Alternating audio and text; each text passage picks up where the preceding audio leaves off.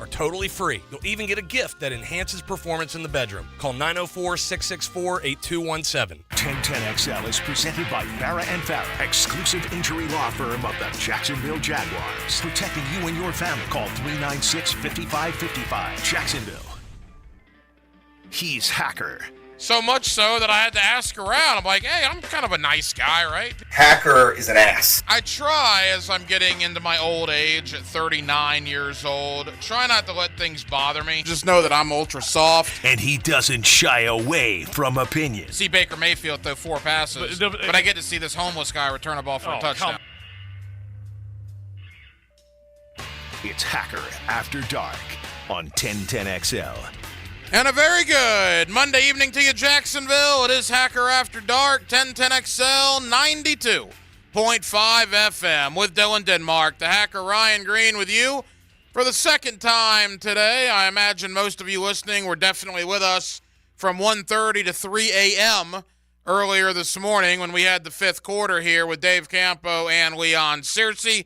But glad to be back with you to react once again to the Jaguars' third consecutive loss, this time a 23-7 shellacking that they suffered at the hands of the best team in the AFC, that is the Baltimore Ravens. We got a lot to do. Guest lineup looks like this. Coming up in about 20 minutes, a little under, Dave Campo. It's always Monday night coaching with Campo here on Hacker After Dark. We'll try to make sense of where exactly the Jaguars are moving forward, now losers of 3 in a row, and hanging on by a thread not only to the division but to a playoff spot. The Jaguars are in the middle of what could be arguably the biggest collapse they've had in franchise history late in the year. We'll certainly spend some time on that.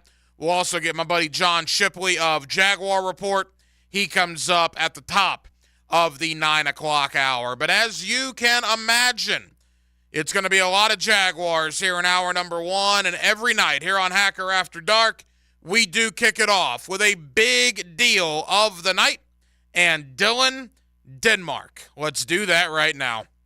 Time now for the big deal of the night. What's the big deal? What is the big deal? No big deal. It is a big deal. On Hacker After Dark. Oh, what a difference 3 weeks makes. 21 little days. 3 weeks ago, the Jacksonville Jaguars were in Houston, where a 57-yard kick came up just short, hitting the crossbar. Jaguars beat the Texans at that point, putting major separation between them and Houston. They were 8-3. And if you'll remember, for about 3.5 hours, we're actually the number 1 seed in the AFC playoffs. And now here we are, 22 days later, and the Jacksonville Jaguars are hanging on to their postseason lives by a thread. If they don't win the division, they're probably not going to the playoffs. Cleveland has a tiebreaker over them. Cincinnati has a tiebreaker over them. And who really thinks they're going to be better than Buffalo in 3 weeks? So the Jaguars better win the division or they're not going to the playoffs. It could be the biggest collapse in the history of the Jacksonville Jaguars. Dare I say, very Tennessee Titan-esque of last year. Now, we're not there yet. But if you'll remember, the Titans were 7-3 last year before losing 6 games in a row to ultimately fall out of the playoffs. The Jaguars could be doing something very similar if they're not careful. Last night was awful. And I know, I'll go ahead and tell you, yeah, they shot themselves in the foot and it's self-inflicted wounds and they beat themselves and yada, yada, yada, right? That's the talking points. That's the talking points we have to get out there. Every Monday, it's the same thing. The Jaguars don't actually lose. They beat themselves. Cincinnati didn't come in here and throw for 350 yards with a backup quarterback. Jacksonville just simply beat themselves. Cleveland didn't have Joe Flacco come in off the couch and go for 300 yards and 3 touchdowns and turn the Jaguars over 4 times. No. The Jaguars did that to themselves. And last night, Baltimore didn't beat them 23-7 and didn't have 251, rushing yards. That really wasn't Baltimore. That was just Jacksonville beating themselves. Well, Jacksonville might want to stop beating themselves, ladies and gentlemen, because right now, at 8-6, it doesn't even feel like they're in first place in the division. If I'm in the AFC playoffs, I'd much rather play Jacksonville right now than Houston. And truthfully, I'd much rather play Jacksonville right now than Indianapolis. If Jacksonville wins out, they will get in, and that's all that matters. I agree with that, just getting in, and then anything can happen. But good heavens, if C.J. Beathard has to go because Trevor Lawrence is in concussion protocol right now, you have a huge game against Tampa, a game Tampa desperately needs as well. I do not like the Jaguar chances. That does get me to Trevor Lawrence. Now, I understand, and I've grown to understand this. I've matured to understand this over the last few years, that social media, Twitter or X, as it's called now, is not real life. It's not reality. I imagine for every 100 of you listening right now, 80 of you probably aren't even on Twitter. It is the vocal minority of fans that are on Twitter, but it was very active last night in regards to the Jaguars, as you can imagine. Very active. And a public service announcement, and I hate doing this. I very rarely have blocked people on social media. But man, the Jaguars losing just brings out the absolute worst in humanity for some people here in Jacksonville. You get so personal. Look, I don't care if we're having a conversation about the Jaguars, if you disagree with something that I say. That's what makes the world go round, man. That's sports radio in its finest. That's what we do. Conversations, dare I say, even arguments at times. But good grief, when it gets personal, there's no need for that. There's no room for that, particularly during the holidays. I have gotten to the point where I'm just not going to put up with that. So I had to block actually quite a few people last night, which is a shame because I enjoy the dialogue. I enjoy the conversation. But when you cross a line, and I've often wondered, right? Like, I'm a 40-year-old man now, and I don't have a perspective of being mad at a sports radio host because I've done this for going on 22 years. So I have never sat at my computer in my house or been on my cell phone and taken personal shots at a sports radio personality. I would think that would be something for, like, high school kids or college kids to do, maybe, although I don't even think I would do it then. For grown men to do that, I think you need to take a good, hard look in the mirror and maybe evaluate yourself and where you're going in life. There are some politicians I don't agree with. There are some things that I don't agree with. There are some people that I don't like, but I don't go on my cell phone and go to a message board or a social media channel and rip them personally. I don't live in that world. I don't understand that. Nevertheless, last night, I was throwing a lot of stuff out there. I was unhappy, as most of you were. But I found out, and I guess I knew this, that in this city, in regards to Trevor Lawrence, boy, you can't speak anything bad about Trevor. You can't be negative about Trevor. Because the first bit of negativity, the first bit of criticism you throw at Trevor Lawrence, oh man, you are the devil incarnate, brother. And the sensitivity and the sensitive side of Jaguar Twitter will come after you with venom.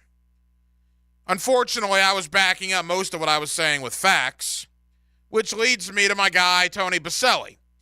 Now, a little backstory here. Last night, I'm coming in to do the fifth quarter, and I wouldn't even say I was doing this to poke the bear. I was being serious.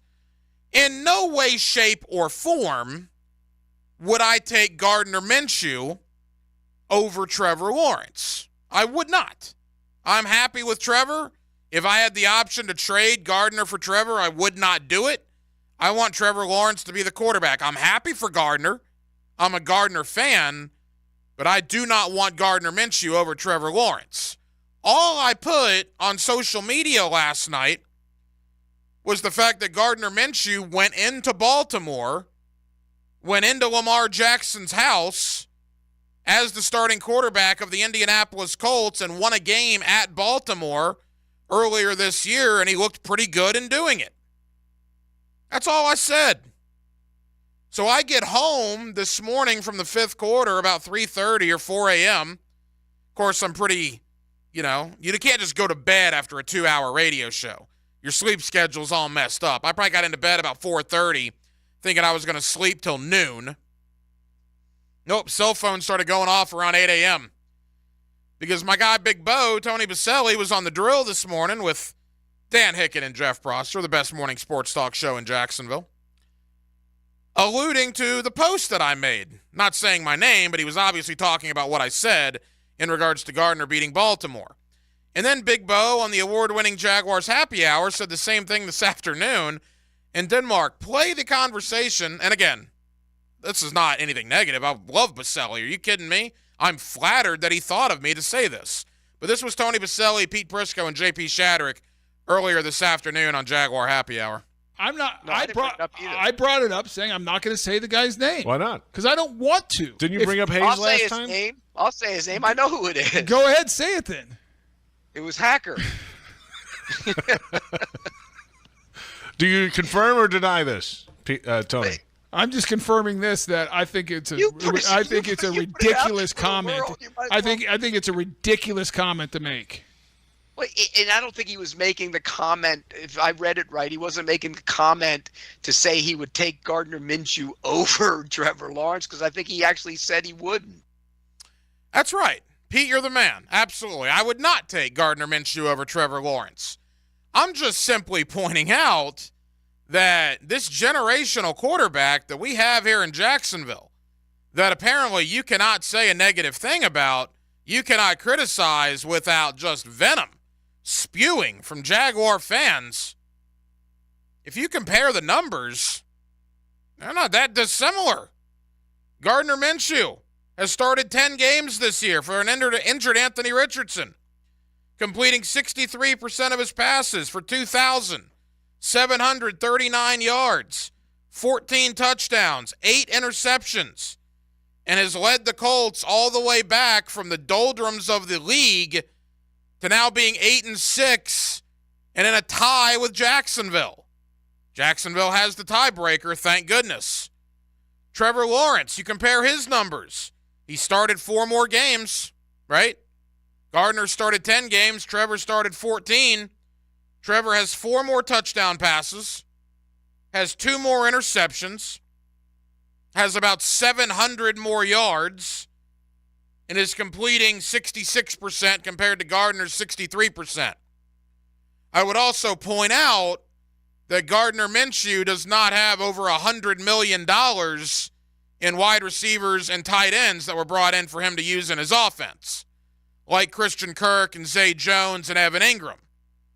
Gardner Minshew, many games this year, has not had the benefit of Jonathan Taylor, like Trevor Lawrence has had the benefit of Travis Etienne. Now, Trevor Lawrence, better quarterback. I'm not saying Gardner's better. What I'm saying is Trevor is not beyond criticism. And I understand it. At least I think I understand it.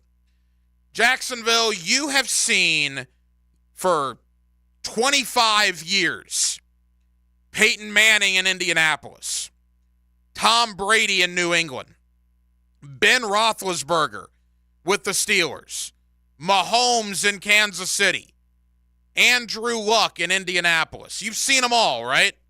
Phillip Rivers with the Chargers. You go on down the line, not as long, but Burrow in Cincinnati. What Jalen Hurts is doing in Philadelphia right now. I get it, man. And you so desperately want Trevor Lawrence to be that guy. And maybe he will be one day. He isn't right now. He's just not. He was bad last night. Now, I know he got the concussion at the end, which was awful, and I'm certainly rooting for him because we need him back.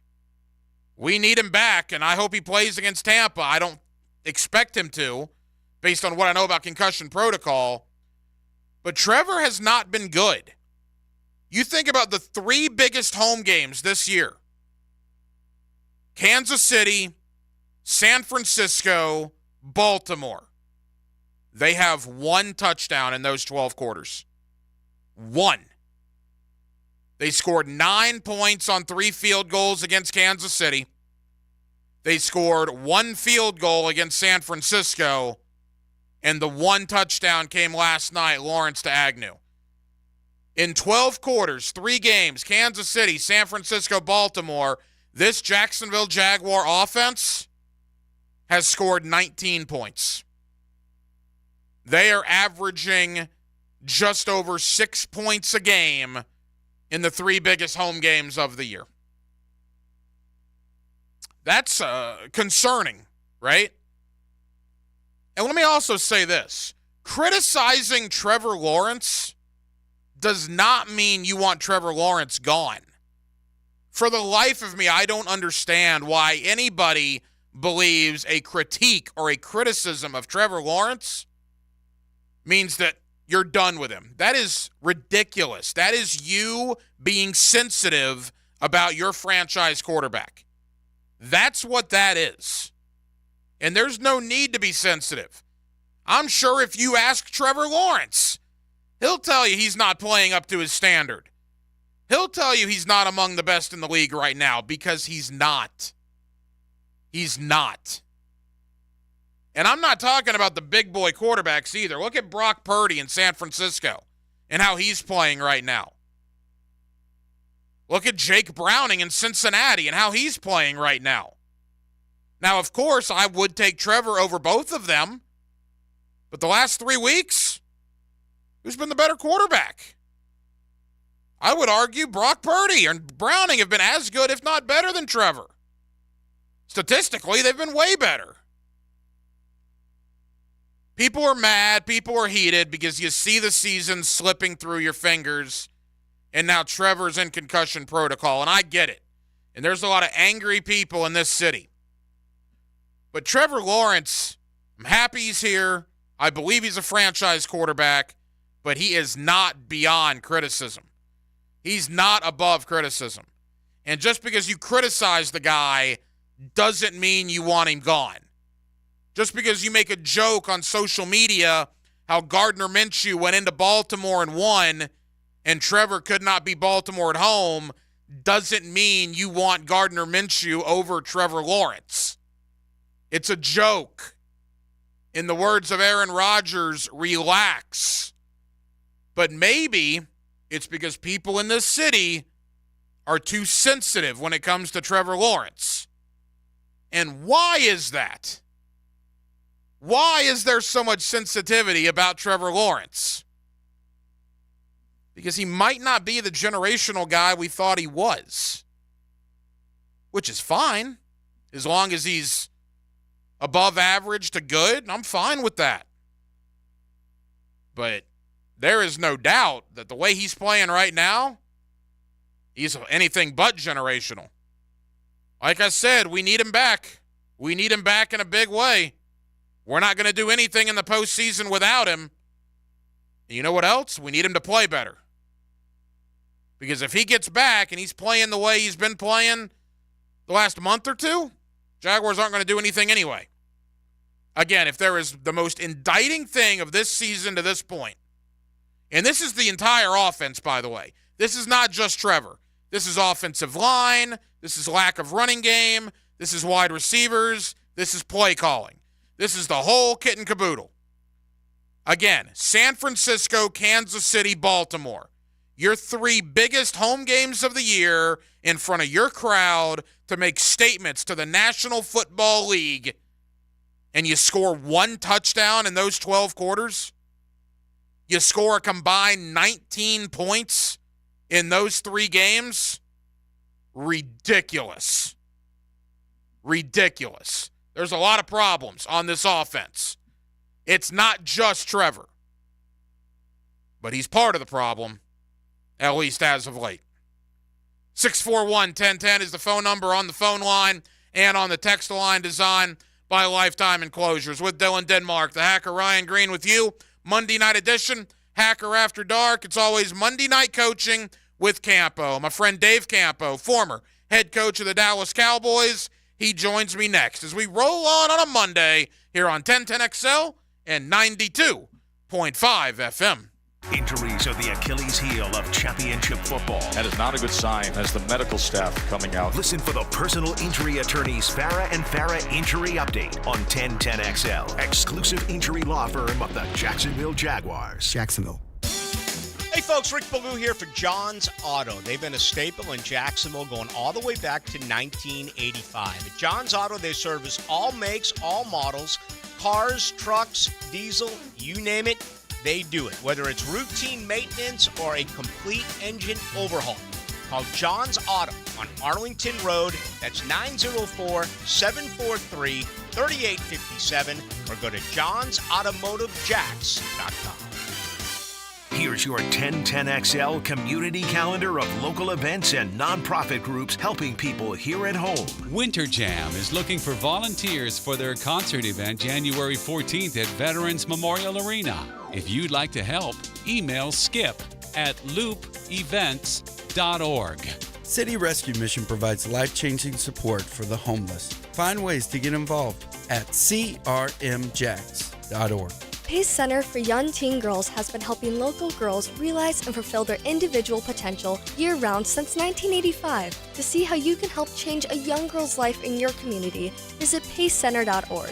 Dreams Come True is a local wish-granting organization giving dreams and special times to local children battling life-threatening illnesses. Find out how you can help at dreamscometrue.org. You can find out how to share your community event at 1010XL.com. Hey everybody, Mike Dempsey here for Dandy Foods. Dandy subs and sandwiches. Look, we always want you to think about those great options as you're driving around Duval. But the beauty is, even as I'm dropping pounds, Dandy's got great options for me as well. Told you all about their protein packs, delicious salads that they have out there. They have fruit cups for on the go. You know what they have. Veggie snack trays. You can grab those on the go as well. Perfect, healthy snack. Dandy is the name to know when you're on the go. So stop into a Gate store anywhere around Duval and make yours a dandy. And do it today. This Date in Sports History is brought to you by Southeast Orthopedic Specialists. On December 18, 1949, in the NFL, Philadelphia Eagles beat Los Angeles Rams 14-0 in heavy rain, causing the field to become a mud pit. Visionaries, builders, and doers, are you ready to change the world?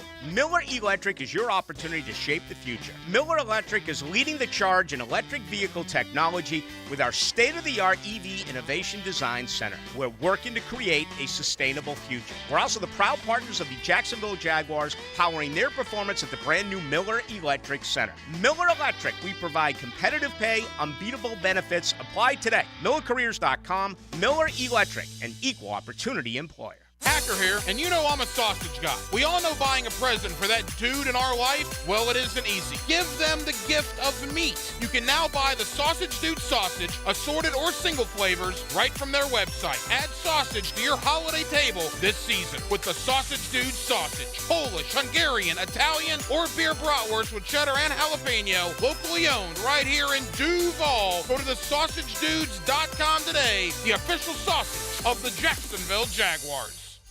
Committed to the team. Committed to the mission.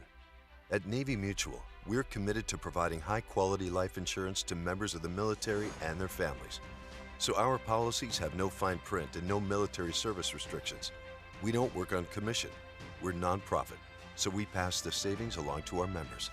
Because at Navy Mutual, our highest commitment is to you. Visit NavyMutual.org. Navy Mutual, insuring those who serve. Since 2014, there's been only one official home builder of the Jaguars, Dream Finders Homes. With quality-built homes and a speedy move-in process, we're in 20-plus communities in the best locations across Northeast Florida. Dream Finders Homes is everywhere you want to live. So get off the sidelines, Jags fans, and get into the game. Let Dreamfinders help you navigate your home purchase and offer great interest rates. Visit DreamfindersHomes.com for all your move-in ready homes and step up your game. What's colder, the North or the South Pole? The answer coming up. Filing any homeowner's claim is really easy with Southern Oak Insurance. Simply file your claim directly with us. We'll handle the vendors. It will save money for you. Our family protecting yours. Southern Oak Insurance. The South Pole is colder than the North Pole, which is an ocean surrounded by land. The South Pole is land surrounded by ocean. Southern Oak Insurance. Our family protecting yours. It's the biggest, brightest end of the year clearance sale at First Coast Lighting and Fans on Phillips Highway. Get 40 to 60% off display lighting, fans, and home decor to make room for new merchandise coming next year. Hurry into the store today because quantities are limited and their best selections won't last long at 40 to 60% off clearance pricing. Upgrade your furnishings for the holidays with the biggest savings of the year at First Coast Lighting and Fans on Phillips Highway. 1010XL is presented by Farah and Farah, exclusive injury law firm of the Jacksonville Jaguars. Protecting you and your family. Call 396-5555. Jacksonville. Let's ring up another guest on the All-Pro Roofing phone line. Back here on 1010XL and 92.5 FM in the city of Jacksonville. It is a Monday evening, and we are glad you are with us. Well, the Jaguars are now 8-6. They've lost 3 games in a row, and they looked bad last night in a 23-7 loss to the Baltimore Ravens. Let's try to make sense of what's going on and where we go from here. And on Monday evenings, that means Monday night coaching with Campo. My friend Dave Campo, former head coach of the Dallas Cowboys, is with us every Monday here on Hacker After Dark. Coach, the second time I've talked to you, we did the 5th quarter, about 20 hours ago. And now here we are on Hacker After Dark, my friend. How are you?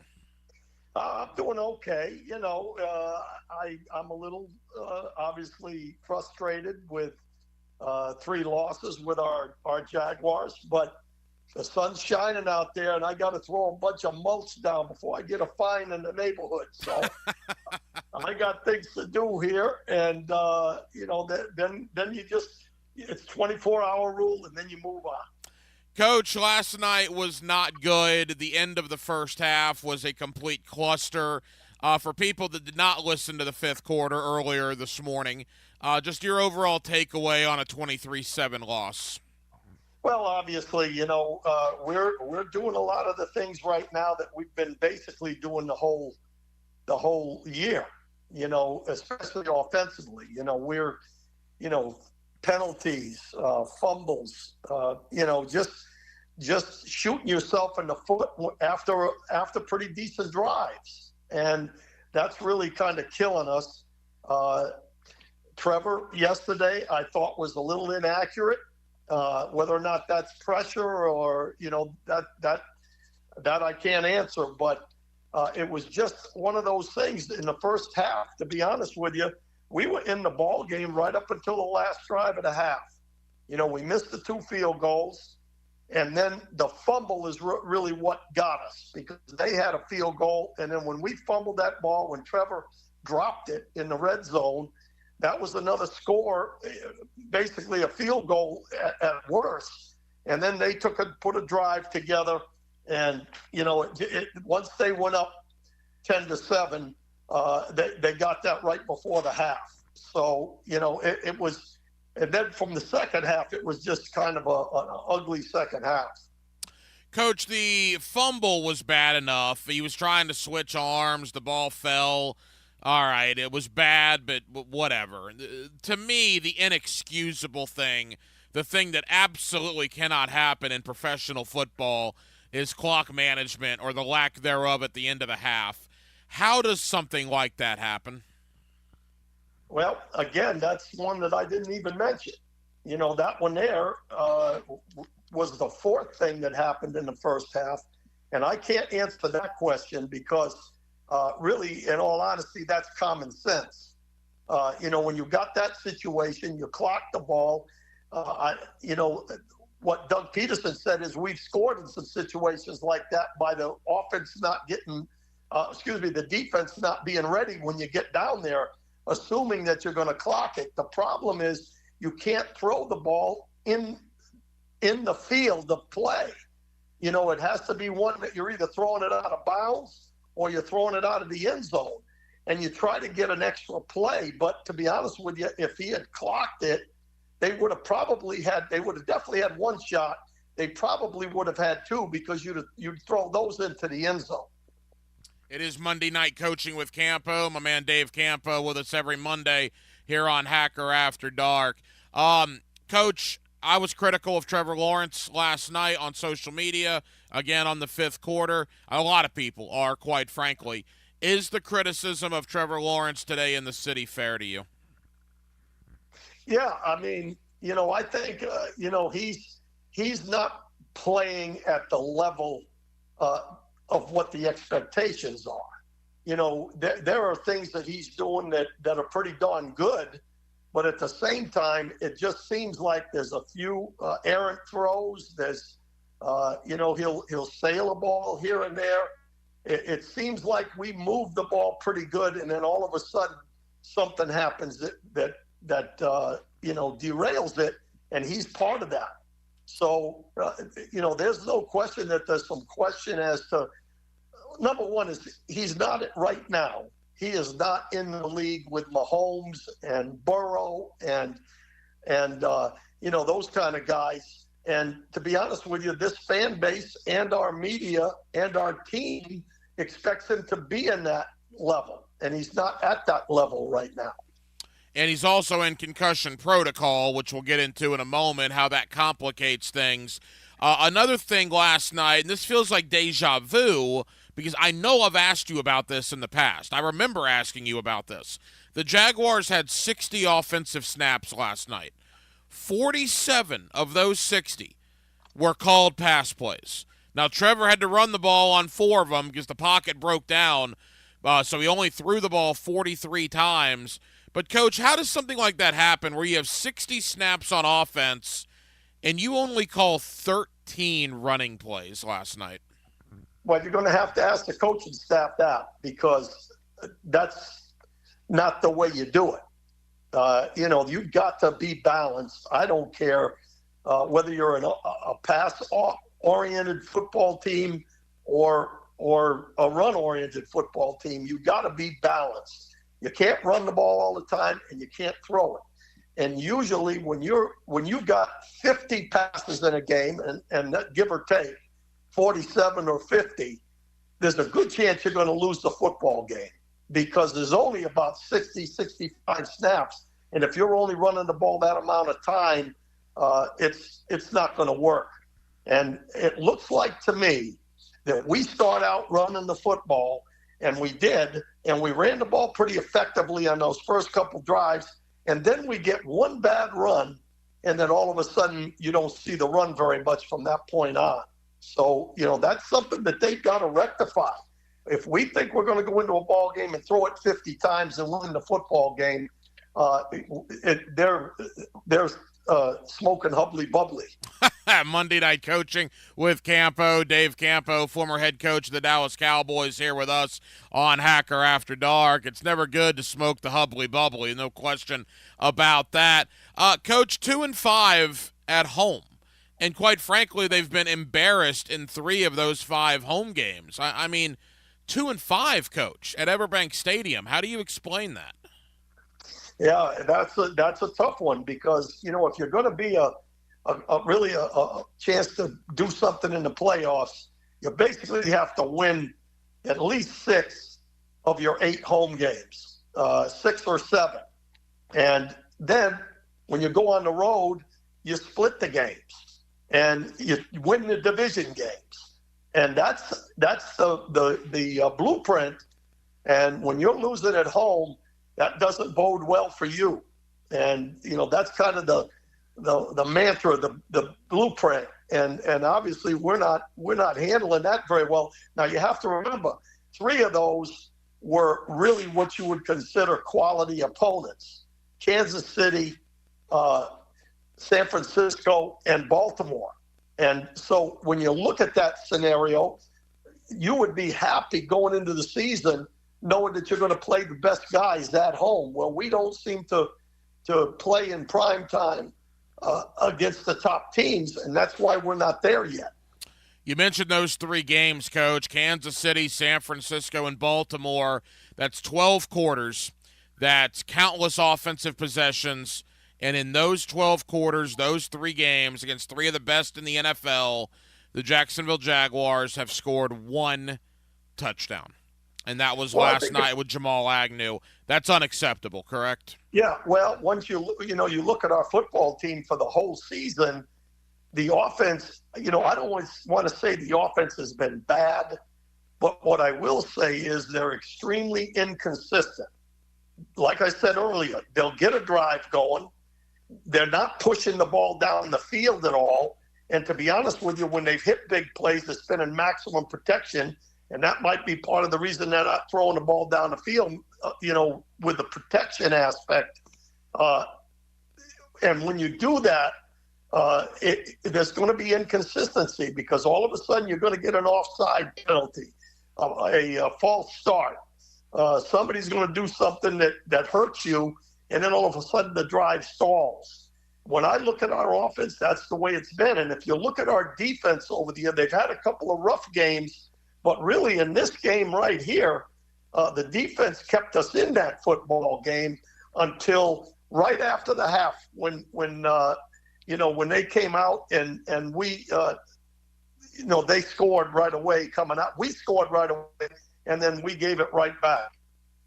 Yeah, the last night, the final score wasn't as bad as San Francisco, but to me there were similarities. The Jaguars were in the San Francisco game at halftime too, but at a certain point the defense can only keep you around so long before the gas runs out of the tank. And in the San Francisco game, the defense wore down because the offense was doing nothing. Last night, I think, was very similar. The Jaguar defense wore down because their offense only gave them 1 play the entire night. Well, and I think it's 2 different scenarios. San Francisco, they wore down because they were running at them. In this ball game, it was chasing that quarterback around. The front 7 chased that guy around. He is unbelievable. He won't be in the final MVP because he statistically, especially in the passing game, he won't be with those other people that are involved. But I'm going to tell you right now, that guy, you can't get him on the ground. I mean, he made 4 or 5 moves on 1 run.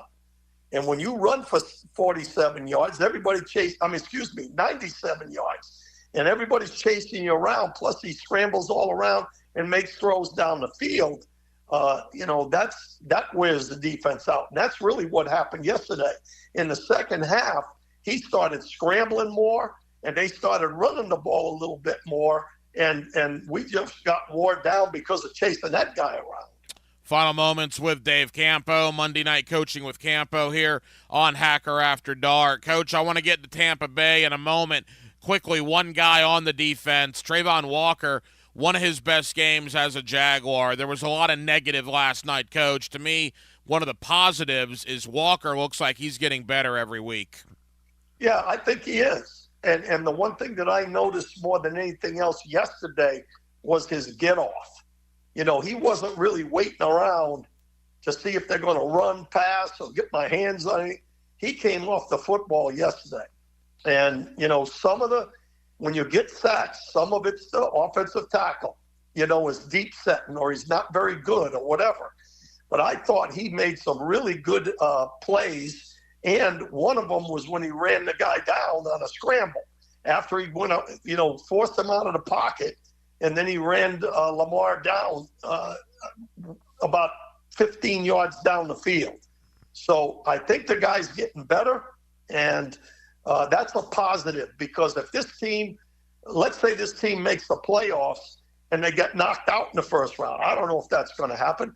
Or if they don't make the playoffs, I think he's a guy that you can count on that's going to get better from year to year. All right, Coach, the Jaguars have been caught by both Indianapolis and Houston. They have the same record. The Jaguars own the tiebreaker, which is why they're still technically in first place. But as I told you last night, it almost seems like the Jaguars are behind Houston and Indy right now with the way they're playing compared to the way Jacksonville's playing. And it's complicated now when we find out Trevor Lawrence is in concussion protocol. With all that being said, they have a gigantic game in Tampa. So if you're Doug Peterson going in today and the rest of the week, I mean, what's your message to the guys? Well, first of all, I think we might be better off in that mode where, you know, you're fighting to stay with them. I think we might be better football team with that. I think we've been one of those teams that cannot handle success. And, you know, they just ran into a game yesterday where, you know, they were playing against one of the best teams in the league. So to me, you walk in and you say, hey, guys, okay, it's time to go. We need to worry about one thing, and that's going into this football game, being totally prepared with what we do in practice, and go in there with the idea that we're gonna play a clean football game, and we've got as good, if not better, talent than Tampa Bay. We need to go in there and prove it. The issue this week, Coach, for Trevor Lawrence, it's not a pain tolerance issue, right? I mean, the ankle, the toe, the knee, all these issues in the past, Trevor proved how tough he was. There's no doubt how tough he is. This has nothing to do with toughness. This is an NFL-sanctioned protocol that he's got to pass like 4 or 5 different steps to be able to play on Sunday. A majority of guys do not get out of the protocol in 7 days. There's no way to know if Trevor's going to get in or out of it by the time they kick off in Tampa. So you have to prepare, I would imagine, as if C.J. Beathard is going to be your starting quarterback. Yeah, unfortunately, it's going to be very similar to when he got the ankle going into the next ball game. You know, you've got to Beathard's got to get at least 3/4 of the snaps, if not all of them, if he can't practice. Now, the one thing that is at least, and again, you know, I'm an armchair doctor here. I don't know. Number one, I don't know what the protocol is. I don't know what steps he has to go through. But he finished the football game. To me, the symptoms were probably minor, but they have to do it. That's the league. That's the way the league is, and it's rightfully so. If he's got symptoms, he needs to be in that scenario. So, you know, the positive is that he might be able to get back by next week. The negative is he hasn't performed real well when he hasn't practiced. Coach, final question, and I hate to be that guy, but I hear fans last night and calling in and on social media saying, oh, they got Tampa and Carolina and Tennessee. Well, okay, Carolina's bad. Tennessee is probably not going to play for very much in their finale. Maybe ruining Jacksonville's season could be motivation for them, and we'll get to those games in the coming weeks. But if any Jaguar fan listening to my voice right now expects the Jaguars to have a, quote, easy time with Tampa, you're living in Neverland. I mean, Captain Hook and Smee and Peter Pan are your neighbors. Tampa Bay's 7-7. They're in first place in the South. They're fighting their tails off for a division title. They just went into Lambeau and put one on Green Bay yesterday. For the life of me, I have no idea why I see Jaguar fans thinking the Jaguars are going to have an easy time with Tampa. I'm probably going to pick Tampa to win, and, Coach, I think Tampa's probably the favorite to win this game. Well, I think they will be the favorite at home in the way we're playing and the way they're playing. The one thing you better keep in mind, I say this all the time, there's no JVs in the NFL. And if we were sitting here at 10-3, we might be saying, okay, we should win this football game. Well, that's why I said that Doug Peterson needs to tell them we better play our best game going in there. Because, you know, listening to Todd Bowles talk, I listened to a little of his press conference. The head coach at Tampa, he said that the quarterback is doing everything right now. Baker Mayfield, he's doing everything right. Well, when you got a quarterback with the receivers they've got up there that's doing everything right, they always have been a decent defensive team. This is not going to be an easy game. There is no easy game from here on out. I don't care if it's Carolina. we better focus on the Tampa Bay Buccaneers, and we better find a way to win that football game. Christmas Eve, that also complicates things too. And then 4 o'clock kick. Thank you, the NFL schedule makers, for that. Regardless, win or lose, the plan right now is to have a fifth quarter after Christmas Eve's ball game. So hopefully, Coach, we're still talking about a first-place Jacksonville Jaguars, because for the first time in a month plus, there is a realistic possibility that when you and I hit the airwaves for the fifth quarter on Sunday, the Jaguars may not be in first place in the South, and I cannot believe I'm saying that based on where this team was 3 weeks ago. Well, we just better not get into the situation that the Titans did last year when they lost their last 6 or whatever. We've got to win.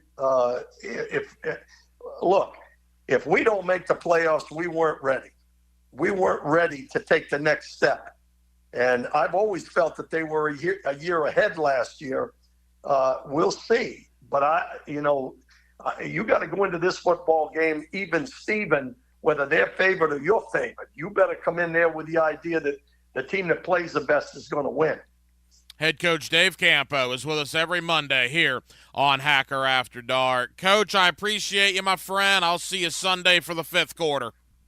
You bet, Hack. And listen, have a Merry Christmas. I'll see you beforehand, but I'm giving it to you in advance. Even more Jaguars. Listen to the Tommy Mac podcast with Tom McManus and Campo and Joe with Dave Campo and Joe C. Find these original podcasts at 1010XL.com or on Twitter at 1010XL. Rick Ballou for Carlson Dental. I've been telling you this for quite some time because it's true. I hate going to the dentist, or at least I used to hate going to the dentist. I had total anxiety, and then I tried sedation. Light sedation for cleaning and deep sedation as well for cavities and root canals. Folks, it's an incredible experience. So don't be nervous. Don't be scared. Go to CarlsonDentalGroup.com. That's CarlsonDentalGroup.com for all of your dental needs. Hey folks, if you want to add value to your home without breaking the piggy bank, Shark Coatings offers multiple finance options to meet your budget. Like a smaller garage for as low as $45 per month, or a standard 2-car garage around $58 a month. And a 4-car driveway with a walkway is only $82 a month. Of course, each property is unique and our design consultants can give you exact pricing for your project. But here's a way to only spend a little each month for the Shark Coatings your concrete floors need now. Shark Coatings, we're ready when you are. You know that leaky faucet you've put a pail or towel down to catch the drips? Well, imagine that leak when your family comes over for the holidays, using the faucet over and over and over.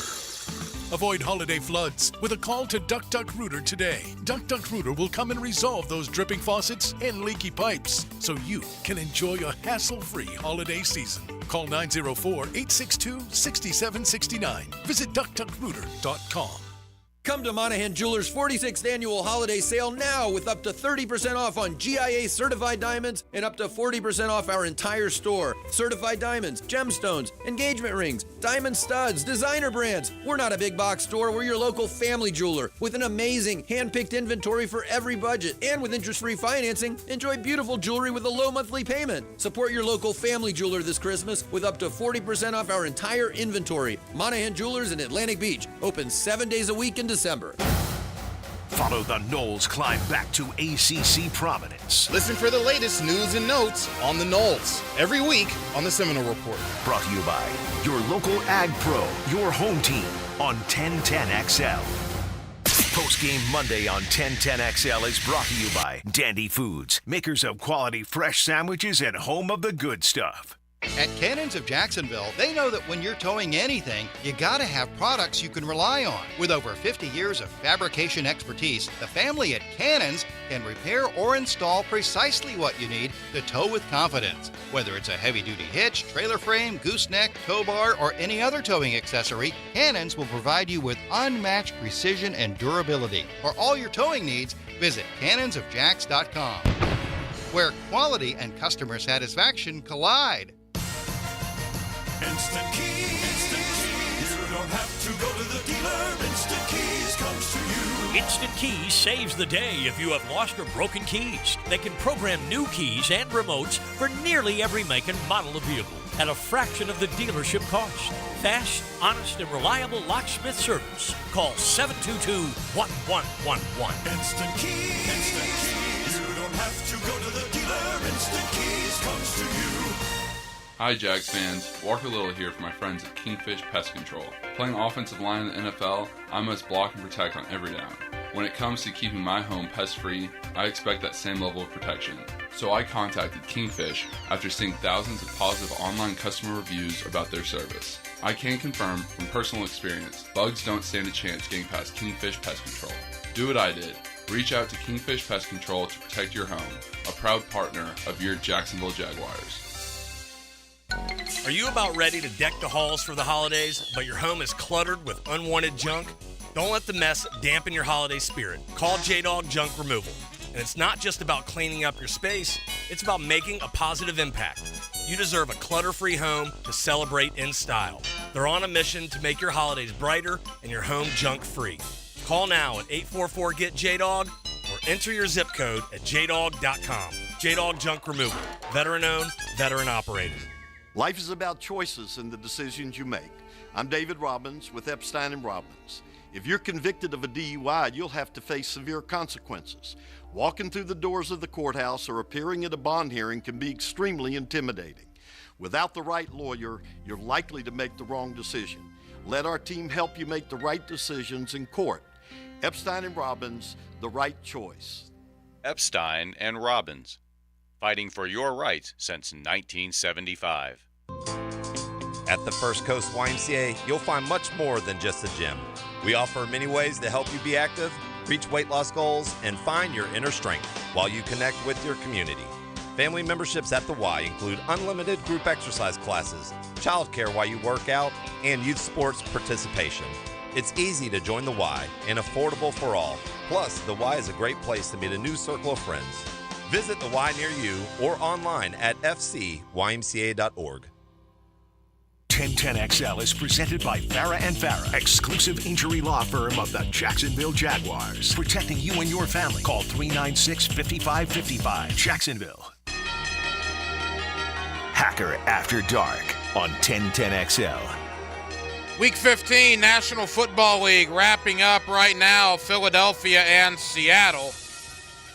Eagles 7-0 over Seattle. To Jalen Hurts with a rushing touchdown. Eagles 7, Seahawks 0 at the beginning of the second quarter. So, the Jaguars lost again. They're now 2-5 at home. Obviously, it's okay because they're self-inflicted wounds, right? And they're beating themselves and yada, yada, yada. We keep hearing that over and over and over. They've beat themselves 5 times in 7 appearances at home. Good teams do not go 2-5 at home. They just simply do not. And good teams do not score 1 touchdown in 12 quarters of your 3 biggest home games of the year. But that's the reality the Jaguars find themselves in. Another reality is that they are tied in the win-loss column with both the Texans and the Colts. Now, the Jaguars do own a tiebreaker over both. So as it stands right now, Jacksonville is still in first place. But what a win for the Houston Texans yesterday. I don't want to hear about injuries. Don't want to hear about it. Jaguars are banged up. Every team's banged up. You know who was banged up yesterday? Houston. No Will Anderson. No Tank Dell. No Nico Collins. No George Fant. No C.J. Stroud. I just named you 6 starters they were without. They go into Nashville, fall behind 13-0 to the Titans, who were wearing the Oilers throwbacks. The Titans felt pretty good about themselves coming off that Miami win. Houston went in there and beat them. What a win for DeMeco Ryans and the Texans to get to 8-6 on the year. Indianapolis beats Pittsburgh. Gardner Minshew looks pretty good in that game. The Colts are 8-6. Here's what's complicated about this. The Colts and the Texans both have to finish with a better record to win the division. If they finish with the same record as Jacksonville, Jacksonville will go because of tiebreakers. 3 games left for each. It begins this Sunday. Colts travel to Atlanta. Then they host Las Vegas. Then they host Houston. The Texans host Cleveland. Then they host Tennessee. Then they go to Indy. And, of course, as we know, Jacksonville goes to Tampa, then has Carolina, then has Tennessee. So the Jaguars, on paper, probably have the easiest schedule. The Trevor Lawrence concussion protocol situation is interesting. That complicates things. Keep in mind, C.J. Stroud of Houston is still in concussion protocol. It's been 8 days for him. He's not out of it yet. And the Colts and the Texans play each other Week 18. Here's what you need to know. Here's as simple as I can make it. If Jacksonville goes 2-1 in their last 3, that would force either Indy or Houston to win out. If Jacksonville goes 3-0, they win the division. Jacksonville controls their own destiny. But assuming that doesn't happen, let's say Jacksonville goes 2-1. That would mean the Colts or the Texans would have to win out, go 3-0 to win the division. And with the knowledge that they play each other Week 18, again, they both cannot go 3-0. So Jacksonville's still in a good spot. I'm not sure what that's going to get you. It might get you a rematch with Cleveland if you're lucky. I'll tell you this. I want no part of the Buffalo Bills right now. None. Imagine being the 2 seed or the 3 seed in the AFC playoffs, and your reward is Buffalo in round 1, who just absolutely beat the crap out of the Dallas Cowboys yesterday. AFC playoffs are going to be a whole lot of fun. Will Jacksonville be a part of it, or will it be one of the biggest collapses in franchise history? John Shipley, Jaguar Report, does a terrific job covering the Jacksonville Jaguars, and he's always kind enough to give us some time here on Hacker After Dark. Let's review last night. Let's preview Tampa. My buddy John Shipley, next. 1010XL, 92.5 FM.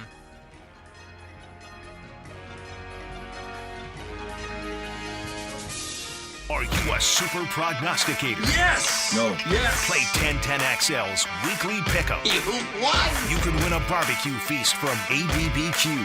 Brought to you by MyBookie. Pick the winners at 1010XL.com.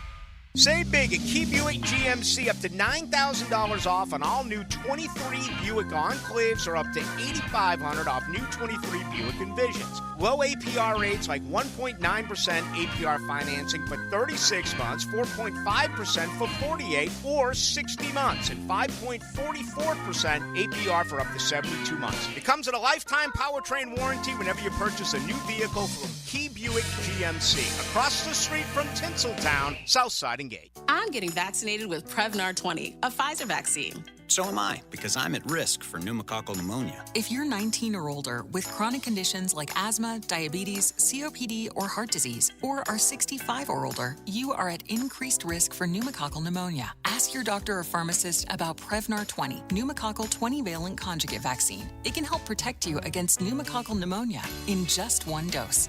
Even if you've already been vaccinated with other pneumonia vaccines, Prevnar 20 may help provide added protection. Prevnar 20 is approved for adults to help prevent infections from 20 strains of the bacteria that cause pneumococcal pneumonia. Continued approval may depend on a supportive study. Don't get Prevnar 20 if you've had a severe allergic reaction to the vaccine or its ingredients. Adults with weakened immune systems may have a lower response to the vaccine. Side effects include pain and swelling at the injection site, fatigue, headache, muscle, and joint pain. For full prescribing information, please call 1-855-213-2138 or visit Prevnar20.com. Time now for a medical recap. A health and wellness tip from Jaguars head team physician, Dr. Kevin Kaplan. Rotator cuff tears are the most common overhead injuries I see. In order to avoid shoulder issues, make sure not to overload the front of the shoulder while also focusing on developing good scapular strength. and maintaining flexibility in your lats. Proper hydration, nutrition, and supplementation are also crucial to joint and muscle health. Go Jag.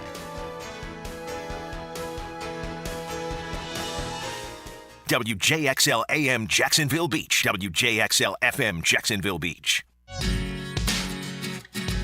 Are you ready for the ultimate happy hour experience? Look no further than Bellwether, downtown's undisputed champion of good times. It's Tuesday through Saturday from 4 to 7 p, with the exception on Friday when happy hour starts at 11 a.m. Rally the team and head over to Bellwether. The vibe is full and the food is unbeatable. Free parking after 6 p on weekdays and all weekend. Bellwether Restaurant, where great food and the best happy hour in town come together for an epic win.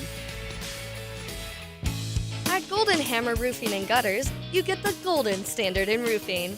They can do 99% of home roofs in just one day.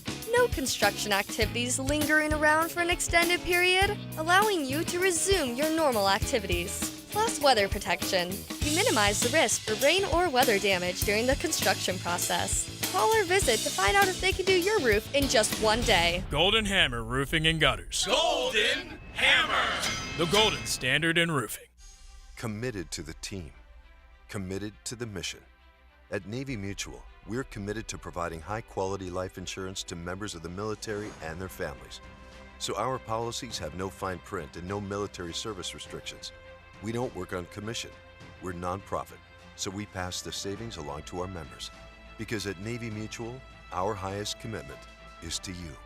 Visit NavyMutual.org. Navy Mutual, insuring those who serve. What drug was administered to children in the late 1800s to mitigate coughing? We all know that saving money on items like homeowners insurance can be done. Ask your agent about the new Southern Oak Insurance deductible options. It'll save money for you. Our family protecting yours. Southern Oak Insurance. The Bayer Pharmaceutical Company prescribed heroin regularly for coughing children until 1924, when it was banned altogether. Southern Oak Insurance. Our family protecting yours. It's the biggest, brightest end of the year clearance sale at First Coast Lighting and Fans on Phillips Highway. Get 40 to 60% off display lighting, fans, and home decor to make room for new merchandise coming next year. Hurry in to the store today because quantities are limited and their best selections won't last long at 40 to 60% off clearance pricing. Upgrade your furnishings for the holidays with the biggest savings of the year at First Coast Lighting and Fans on Phillips Highway. Dan Hicken here for Bowdeny & Associates. I want to remind you that now is the perfect time to schedule your eye exam. Take advantage of your existing insurance benefits before they reset in January. Join the many satisfied patients who trust Bowdeny with their vision. Schedule your eye exam now and enjoy the peace of mind that comes with clear and healthy eyes. And remember, your deductibles reset in January, so don't miss out on the benefits you've already earned. Bowdeny & Associates, keeping the First Coast focused. 1010XL is presented by Farah and Farah, exclusive injury law firm of the Jacksonville Jaguars. Protecting you and your family. Call 396-5555. Jacksonville. Let's ring up another guest on the All-Pro Roofing phone line. Back here on 1010XL and 92.5 FM in the city of Jacksonville. We are glad you are with us. The Jacksonville Jaguars have now lost 3 games in a row. They are 8-6. They are tied with Houston and Indianapolis atop the AFC South. They do own the tiebreakers right now, so they are still in first place. But the division championship is much, much more in doubt than it was just 14 days ago. With that, let me welcome in my friend John Shipley. You read his terrific work at Jaguar Report, which is a part of Sports Illustrated, and he's always kind enough to join us here on 1010XL. John, how we doing? Hey, doing good, my friend. How you doing? John, I'm good. I'm better than the Jaguars. All right, Sunday Night Football, first time in 14 years, and that is the performance they put out there. Your thoughts on the 23-7 loss to Baltimore? Yeah, no, I thought, obviously going into the game, I picked Baltimore, and honestly a bigger loss than the Jaguars even had. I thought maybe some encouraging signs here and there, specifically on the defensive side of the ball, but it felt like, really like how a lot of the Jaguars games have felt this season, and really how every single loss other than the 49ers loss has really gone for the Jaguars, in which it's, just been a team that's beats itself. It's one thing if you're just outright beat and you're not the better team that day. But, the amount of self-inflicted wounds the Jaguars make, it's, really gotten to a, obviously a level where it's impacting wins and losses, and it's really kind of defined their season to this point. I thought this game was a perfect example of it. Between 12 to 16 points potentially left on the board in the first half alone. That's just not something that you're, going to win with. Well, no, and it was a comedy of errors. I mean, 2 missed field goals from Brandon McManus. All of a sudden, he's not very good. Trevor fumbles the ball without being touched, but to me, the most egregious by far was whatever that was at the end of the first half. I mean, John, that cannot happen, and particularly in front of a national TV audience, man. I mean, that was embarrassing. Yeah, no, absolutely. You can really go through any of those,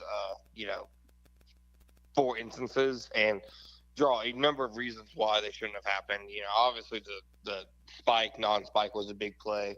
They were always, trying to go for that play. It seemed like spike was never really in question, but just it's odd. It feels like a play that you should practice, a million times. I'm not saying they haven't practiced a million times, but I'm not sure how it exactly goes the way they did. Whether they thought Washington would be able to get out of bounds or whatever the reason was. If you attempt to throw there, at least, don't throw it inbounds. So it really seemed like, it kind of encapsulated the Jaguars' offense these last few weeks. John Shipley of Jaguar Report. All right, obviously Trevor in concussion protocol. We'll get to that in a moment. Before we get there, let's talk about his performance. Is the criticism of Trevor Lawrence here locally warranted right now? The criticism for last night, I think, is warranted. The criticism as a whole, I don't think so. I mean, 2 weeks ago, he was playing some of the best football of his career, and it's always about what have you done lately and what have you done in the last game. And obviously, I know this was, more or less a must-win game for the Jaguars, on a big stage. But in a similar situation a few weeks ago, he thrived. And the conversation about Lawrence really depends on how did he play in the most recent game, I think. My stance on Lawrence, really for 3 years has been I think he's an excellent, quarterback, probably the most talented in franchise history. Is he the generational quarterback that Mel Kiper and Todd McShay and the NFL draft machine sold you that he would be? Maybe not, but for a 24-year-old, third-year quarterback who, understandably was pretty raw coming into the NFL to playing at Clemson and then having his first year basically wasted. I don't think any, general criticism, people asking whether he's the guy, people wondering whether they should pay him. I'm still of the opinion that, he's an excellent quarterback. He had a bad night, though.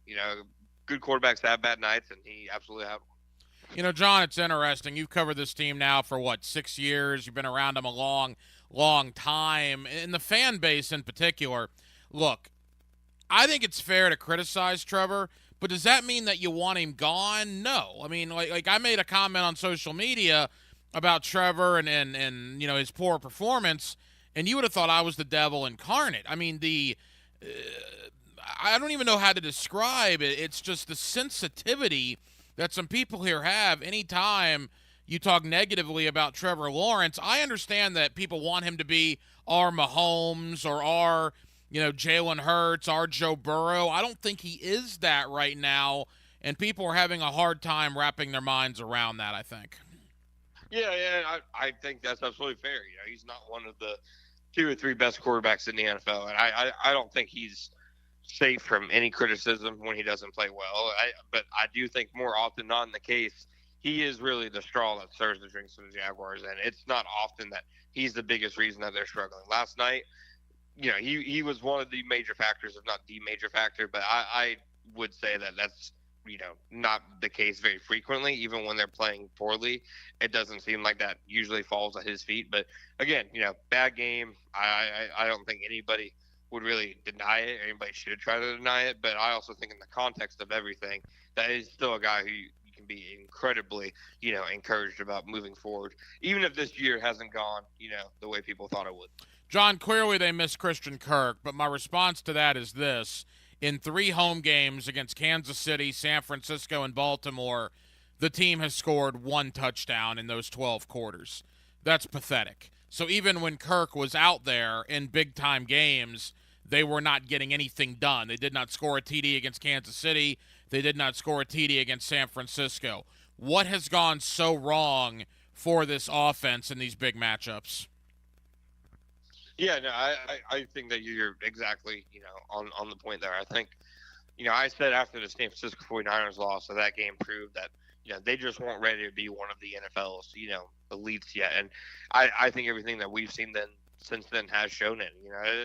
Those three defenses are probably three of the, maybe 6, 7 best in the NFL right now. So I think most offenses would struggle, maybe not as bad as they have struggled, but I think that also shows, just what the gap is right now, that the Jaguars specifically on offense just did not take that leap this year, and they're not ready to, go toe-to-toe with the 49ers of the NFL, with the Baltimore Ravens. Again, all I'd say at least 2 of those 3 games are games where the Jaguars had opportunities on offense. They moved the ball at times, but they just, self-inflicted wounds. The 49ers game was a game that, I think there's no other game in a Doug Peterson era where they were just, whooped that badly. Maybe the Detroit Lions game, but I can't remember any other one.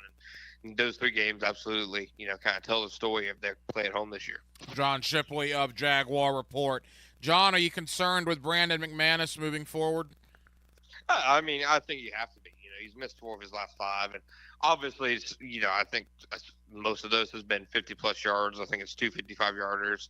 Last night's 55-yarder, when you take in the win, I think that's a bit easier to stomach than some of the other missed ones. But overall, he was signed for his big leg. He was signed to make those kind of kicks. So I think, especially when they're passing up, situations to potentially go for it, and, having his leg is, impacting the decision-making, I think you have to be concerned when he's not making it. It seems like this was the kind of funk that, he got in with Denver last year, and despite his great start to the season, it really seems like it's kind of carried over, especially in critical moments as of late. Jaguars have problems. We don't have a full update on Zay Jones, but you don't have to be a rocket scientist to figure out if it's a hamstring. There might be a question about him on Sunday. Obviously, no Christian Kirk. Calvin Ridley, I've got to tell you, John, the more people I talk to here, the less people that want him to be re-signed long-term. I mean, what looked like an unbelievable wide receiver room in training camp has turned into anything but that here late in the year. Yeah, I think there's definitely,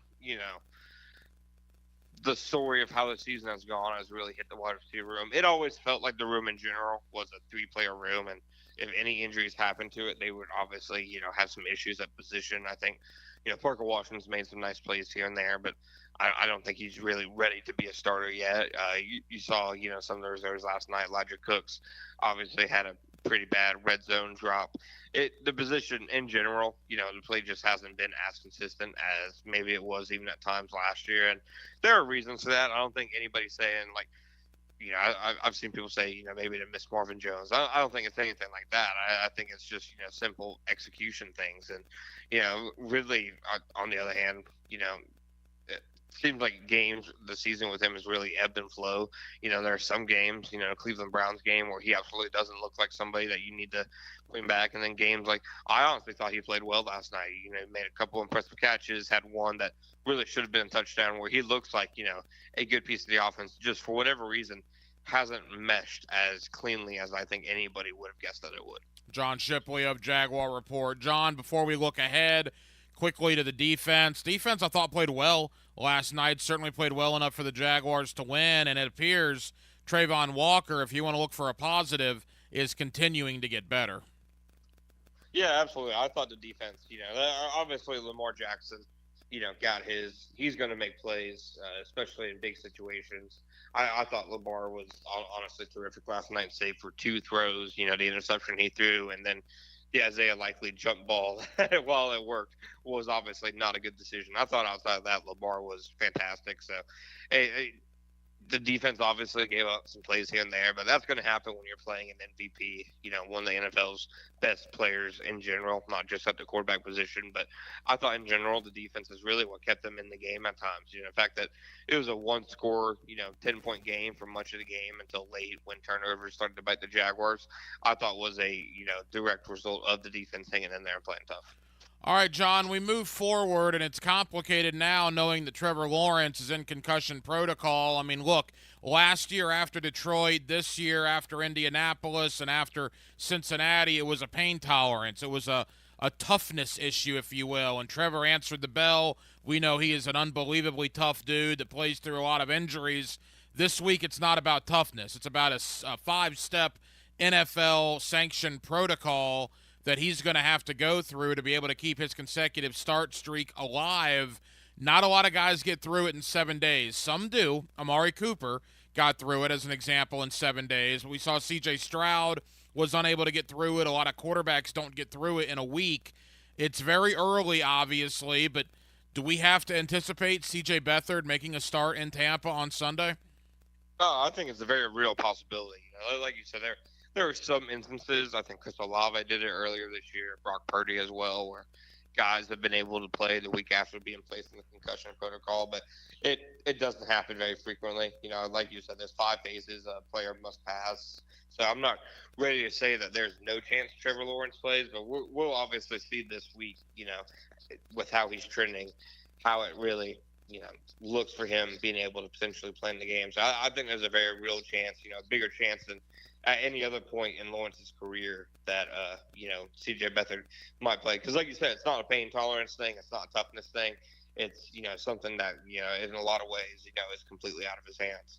And they go to play a very hot Tampa team in Tampa, a Tampa team that's fighting for a division title in their own right. Jacksonville finds themselves in an absolute dogfight now with Houston and Indianapolis. And I got to tell you, John, of the 3 games this week, Houston gets Cleveland at home, Indy goes to Atlanta, Jacksonville goes to Tampa. All 3 have tough games. Jacksonville, because of the road and how hot Tampa is, might have the toughest.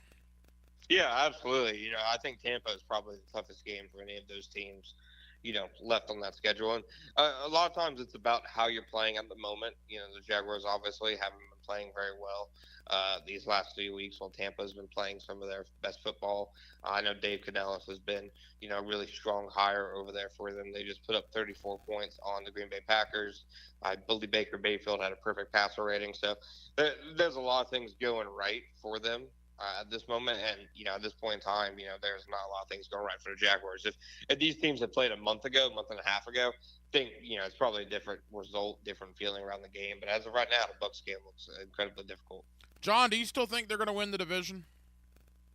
I do think that they're going to win the division. I think they can do it even, by going 2-1. Colts and Texans obviously still have to play each other. I'm not completely sold. Obviously each team has rattled off some impressive wins, but I'm not sold that any game on their schedule is, an easy, absolute win. They have no chance of losing type game, especially just with how the season has gone. It feels like for really everybody. So I do think they still win the division.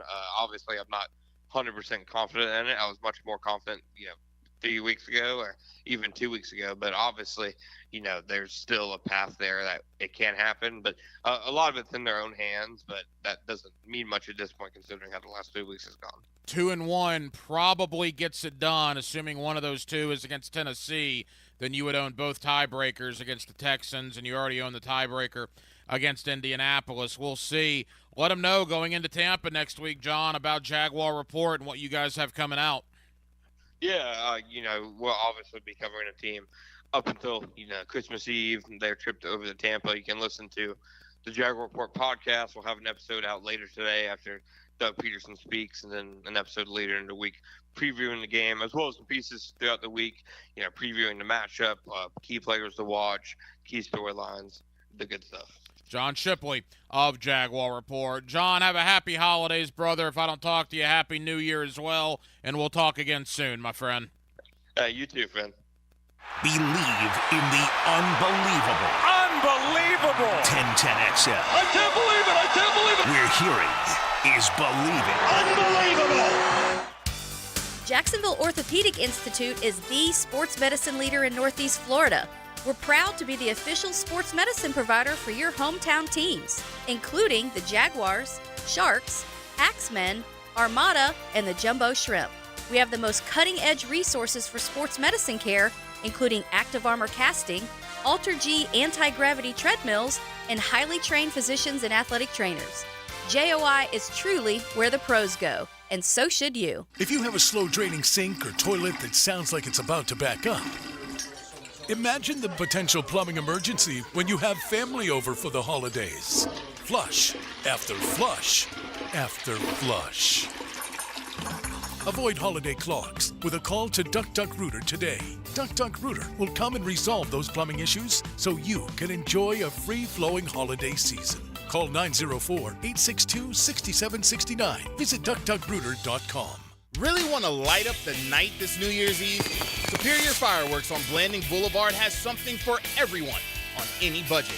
Their holiday sale is happening right now. Shop early and save big on their massive selection of quality fireworks. Don't get stuck with the same old this year. Let Superior Fireworks help you customize an amazing celebration with fountains, shells, repeaters, and grand finale racks. Visit the store in Orange Park or online at SuperiorFireworks.com. Mia here, and I love a good spa day. Don't you? The Sawgrass Marriott Golf Resort and Spa is the perfect place for indulging in a pampering spa treatment. This holiday season, those who want to give the gift of wellness can purchase a gift card and take advantage of the spa's current promotion. Purchase a $75 gift card or more, and guests will receive a voucher towards a future service. With healing massages, revitalizing facial treatments, and more, a day at the Sawgrass Spa makes the perfect gift. Purchase in person at Sawgrass Spa during operating hours. You're busy, so 1010XL makes holiday gift giving easy. Find great gift ideas from Bellwether Restaurant, Beard's Diamonds, and Brackish Vodka. Get lots of great gift ideas at 1010XL.com. Hacker here, and you know I'm a sausage guy. We all know buying a present for that dude in our life, well, it isn't easy. Give them the gift of meat. You can now buy the Sausage Dude sausage, assorted or single flavors, right from their website. Add sausage to your holiday table this season with the Sausage Dude sausage. Polish, Hungarian, Italian, or beer bratwurst with cheddar and jalapeno, locally owned right here in Duval. Go to thesausagedudes.com today, the official sausage of the Jacksonville Jaguars. Atlantic Self Storage, the official storage partner of the Jacksonville Jaguars. Need to make room to watch football in your home, or need a place to park your boat or RV? Store it all at Atlantic Self Storage. Over 50 locations in Northeast Florida. 24-hour access, all with month-to-month leases. Moving? They can help with supplies. They make storage easy. Go to AtlanticSelfStorage.com or call 877-WE-STORE to find a storage solution near you. Go Jags! Want to be up close and personal with the Jaguars as they take the field? Here's your chance to be in the shadows, outside the Jaguars locker room, now called the Vault. Enter today at Jaguars.com/shadows. One winner a guest for every home game at Everbank Stadium. No purchase to enter or win, must be 18 or older and a legal resident of Florida or Georgia. Promotion period 9/5/23 through 12/15/23. For official rules and complete details, visit Jaguars.com/shadows. Sponsored by Jacksonville Jaguars, LLC. Looking for quality equipment and a name you can trust? Lepo Rents, Bobcat of Jacksonville, is your premier construction equipment dealer and rental house. We have the right equipment for the job, offering the big and small tools needed for your next project. Lepo sells and rents track loaders, excavators, boom lifts, and much more. For your next project, remember Lepo Rents, your authorized Bobcat dealer in Jacksonville. Visit them online at leporents.com. Since 2014, there's been only one official home builder of the Jaguars, Dreamfinders Homes. With quality-built homes and a speedy move-in process, we're in 20-plus communities in the best locations across Northeast Florida. Dreamfinders Homes is everywhere you want to live. So get off the sidelines, Jags fans, and get into the game. Let Dreamfinders help you navigate your home purchase and offer great interest rates. Visit DreamfindersHomes.com for all your move-in ready homes and step up your game.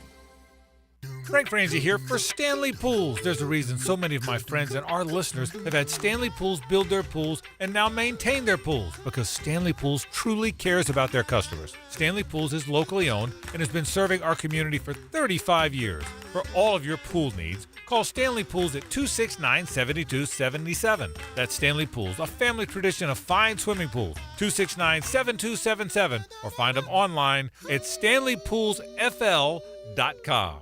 1010XL is presented by Farah & Farah, exclusive injury law firm of the Jacksonville Jaguars. Protecting you and your family. Call 396-5555. Jacksonville.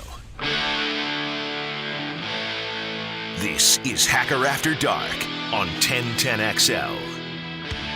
Already seeing the promos, Denmark, and I don't like it. The changing of the guard in the Southeastern Conference coming to ESPN and ABC in 2024. That is still going to be very odd next year. No SEC on CBS. Of course, Texas and Oklahoma about to join the SEC. You're going to have Washington and Oregon, USC and UCLA in the Big Ten. The Big 12 has a complete makeover with Arizona State, who else? Colorado and Utah. And then, of course, in the ACC, you got Cal, Stanford, and SMU coming. Man, college football is going to look different. For teams playing in bowl games or certainly in the playoff, this season is still very much going on. But it's transfer portal season, and believe it or not, on Wednesday, it's the early signing period.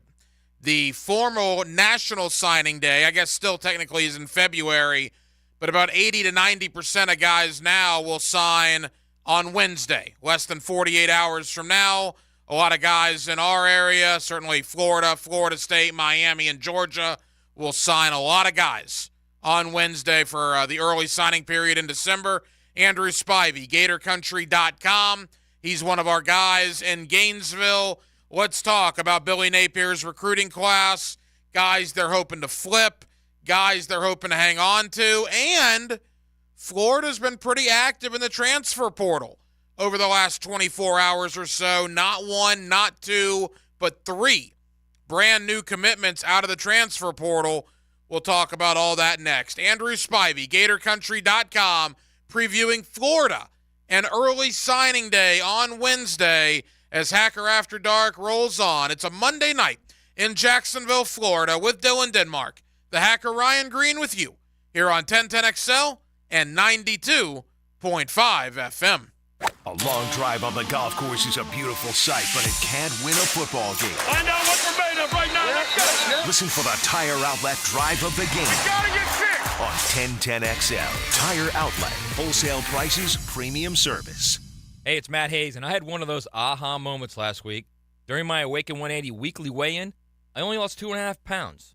My coach, Krista, reviewed my week and pointed out that I had skipped a few meals. Turns out, skipping meals was actually slowing down my weight loss, not speeding it up. Who would have thought?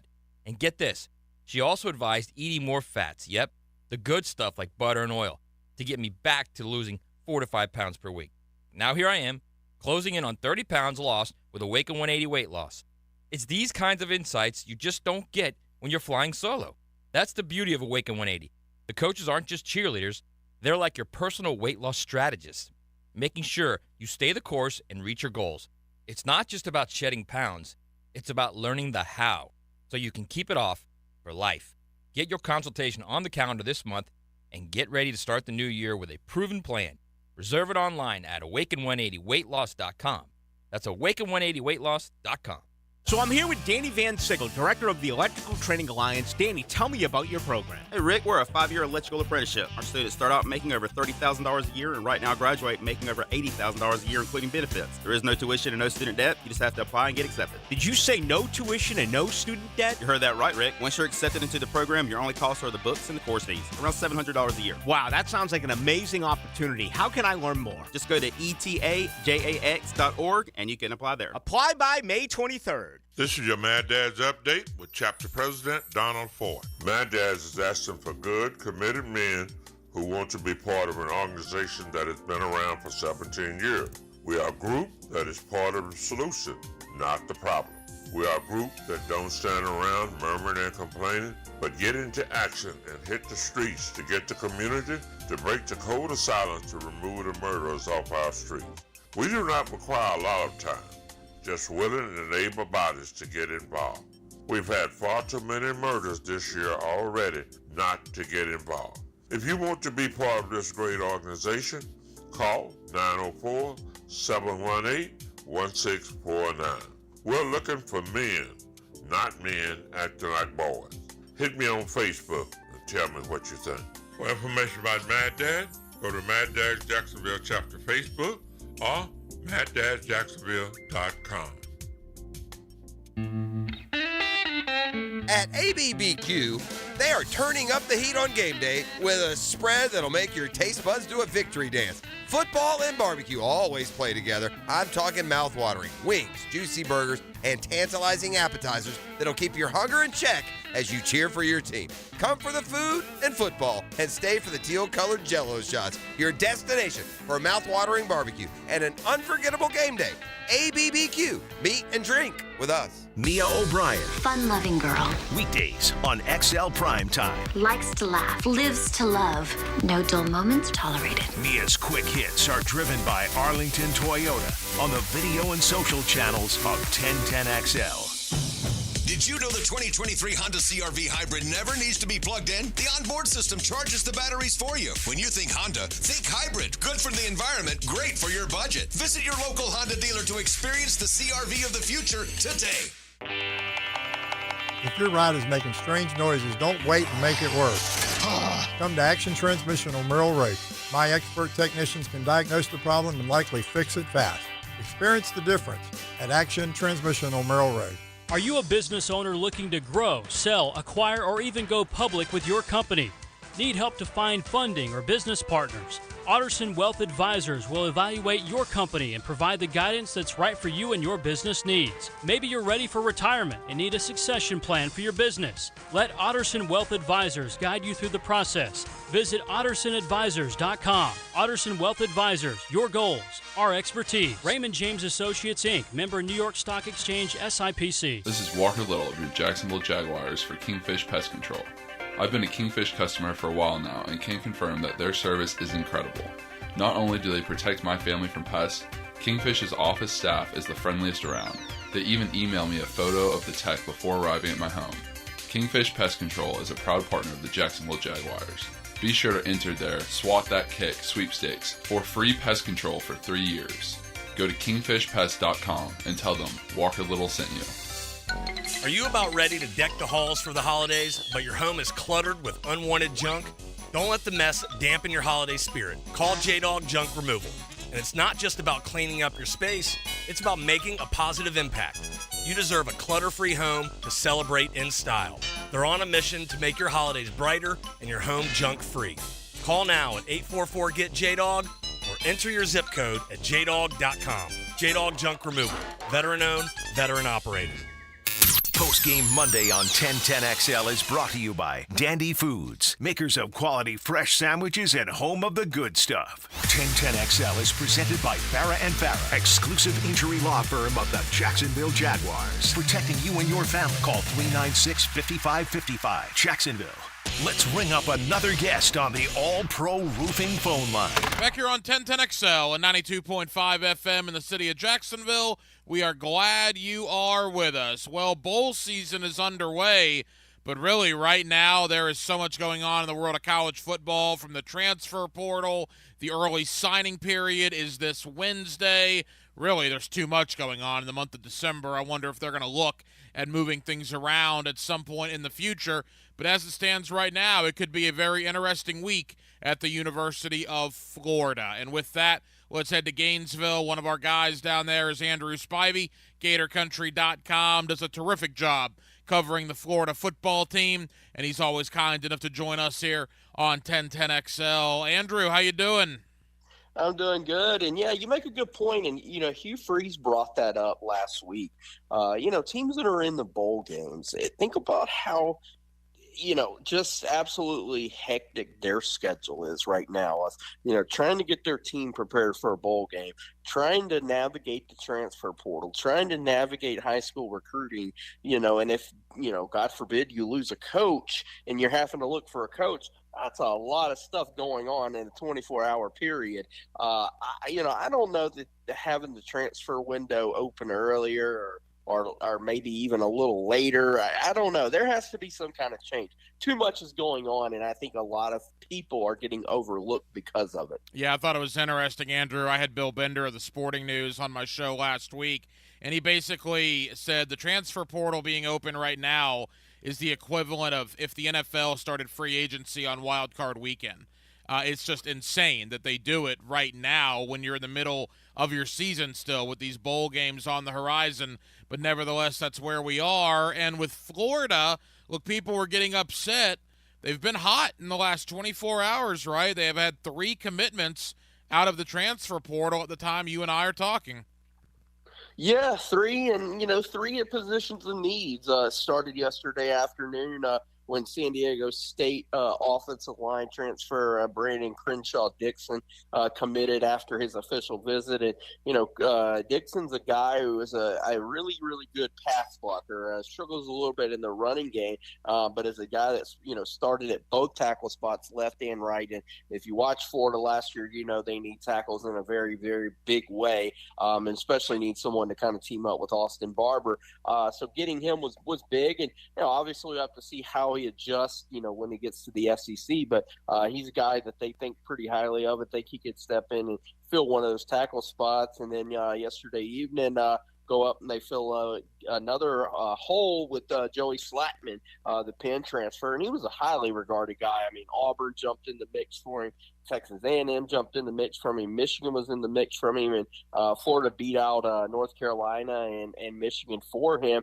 A guy who was an all-conference guy, and a guy that could play all over on that defensive line, from inside at nose tackle all the way to outside to be a pass rusher at 6'4", 300. A guy that is very, very good, very sound technique-wise. And, I think a guy that, does he come in and become an all-conference guy? I don't know. I mean, maybe.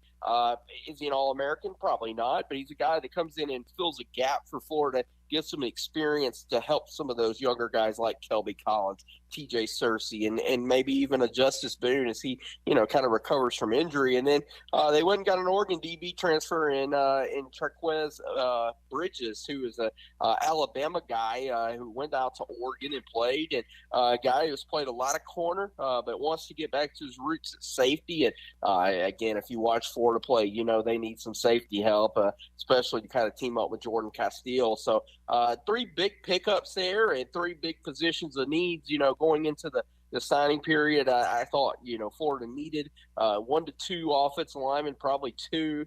They needed a couple of defensive linemen and a couple of DBs, and they need a receiver. And, they're still in the mix for a receiver. The Wisconsin transfer Dyke is as a guy that is kind of trending Florida's way there. So if you can hit that, you feel pretty good about the portal. And, there's still a little bit of time to go in the portal. I mean, guys are still going to visit. Guys are still going to, enter the portal and exit the portal, as you have until January 1st to do that. Andrew Spivey, GatorCountry.com. The portal giveth, the portal taketh away. How big a deal is it for Uman Mielen, Trevor Etienne, and Chris McClellan to no longer be with the Gator program? Yeah, I mean, when you look at it, that's 3 big ones. And, I had this conversation with somebody the other day. Losing Princely and McClellan, are those guys, were they All-Americans? No.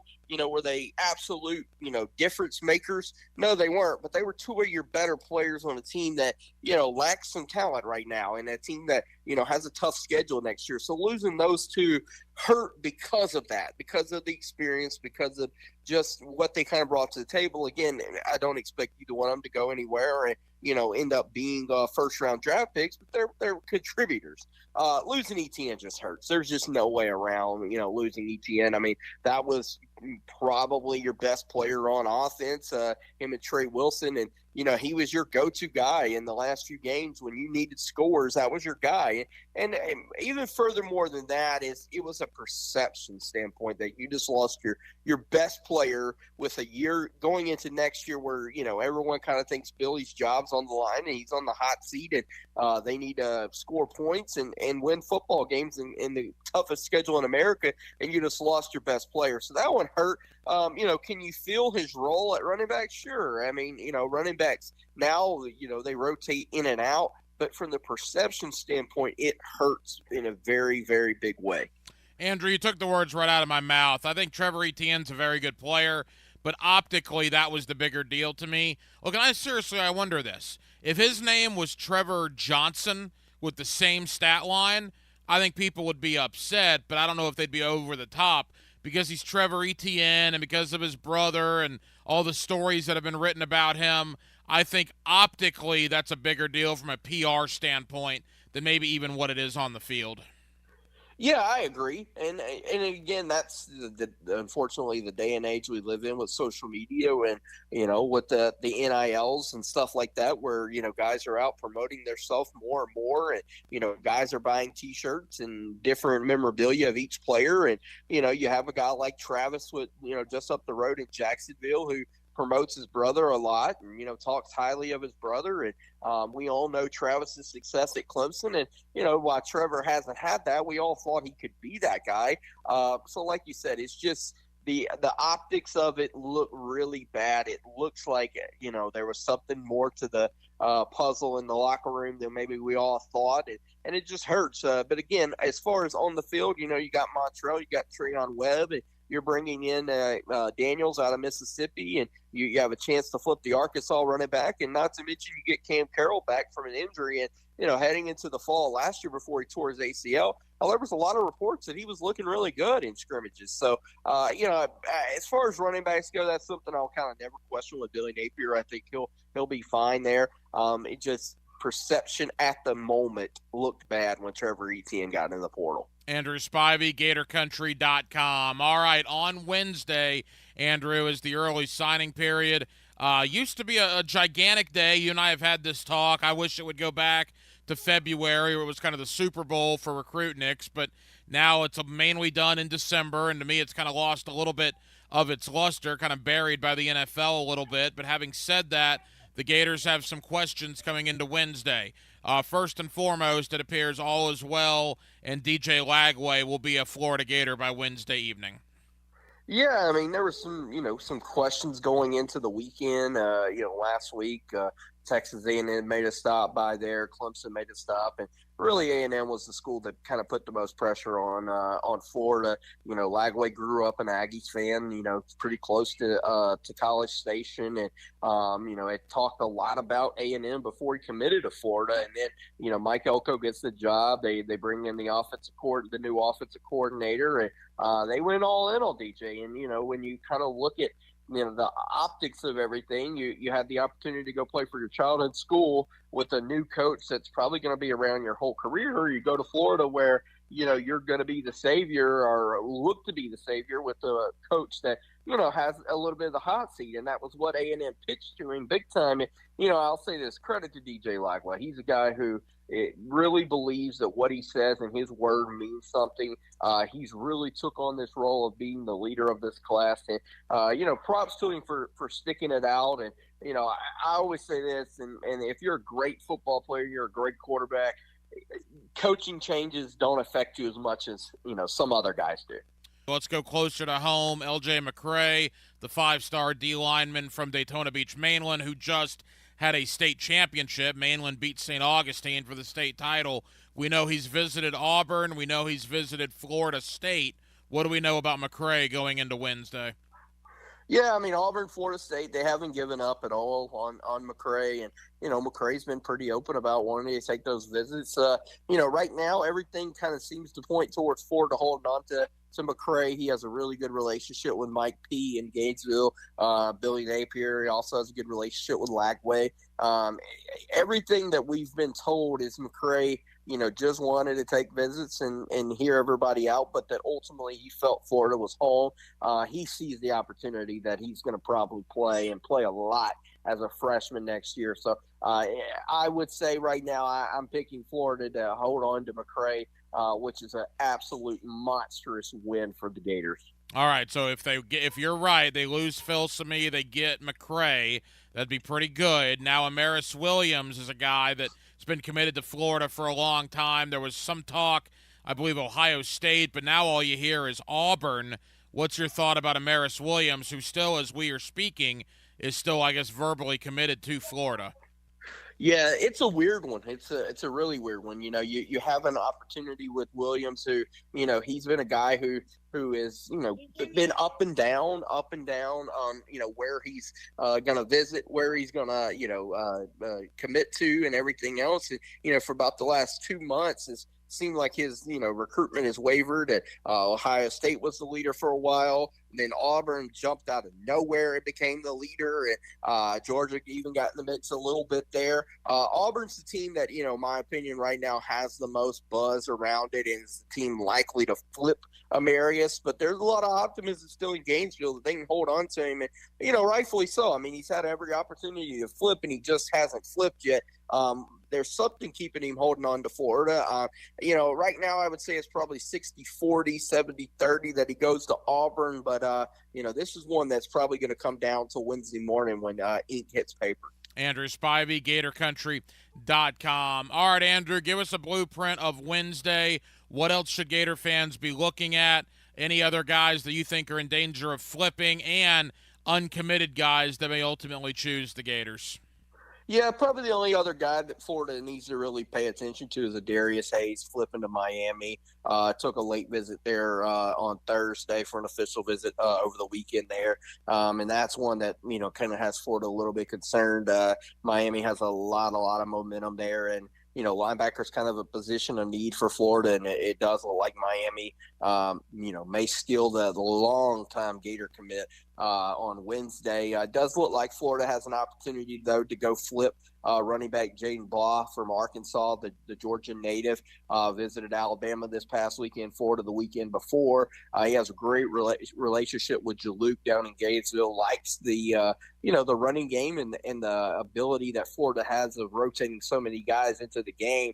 So I like Florida to flip Blah from Arkansas. Probably, I would say Hayes flips to Miami. And then the big one, and we won't know that decision until early January when he goes out to the All-American Bowl out in San Diego, is McCray's teammate, Zay Mincy, the safety. It looks like it's going to be down to Florida and Miami. Alabama's kind of lingering there at third. And this is one that's kind of going back and forth between Florida and Miami. Florida had the buzz for a while, then Miami picked it back up, and he took a visit to Florida. Florida kind of got that back. Will Harris was there last week as well. So this is one that's going back and forth. And again, he'll sign on Wednesday, but we won't know a final decision until January when he announces. But that won't be a big one as well. But again, I think Baugh and Hayes are the two to watch outside of the committed guys this coming week. Andrew, final question, and I tell you this every time. You're one of the best when it comes to recruiting. You've done it for many years, and I think you do a terrific job.